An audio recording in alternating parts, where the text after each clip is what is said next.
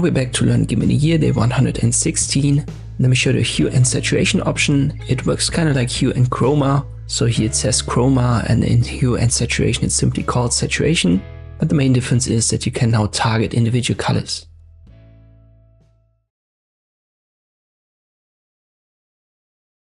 First up, the master channel is exactly what the hue chroma is, so it affects every color.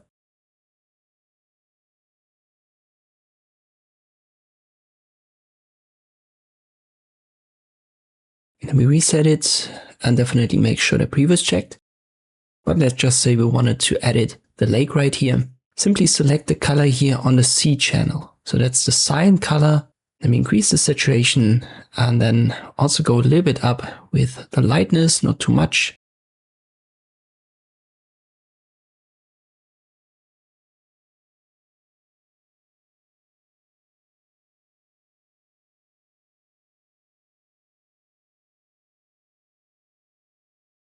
And there you go. Basically only the lake has been altered, a little bit of the mountains in the background, but definitely the sky has not been edited at all. Let me target the sky. In this case, the sky is pretty much red. So we switch to the red channel and then make these adjustments. Especially with the lightness, you have to be careful because it can create these fragments.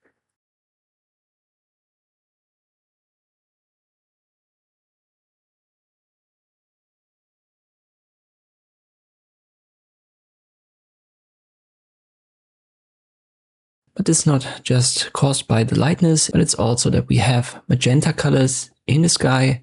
So adjust them a little bit too.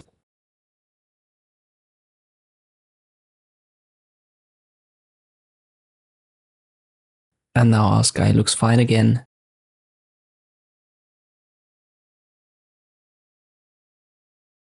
Let us also play around a little bit with the greenish color in the forefront. Not too much, just some saturation and a little bit brighter.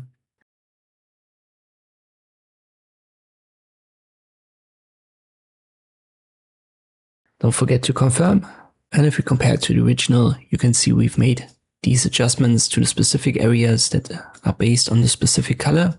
And it's a huge difference here compared to the hue chroma. I hope this video was helpful. Thank you for watching and I'll see you next time.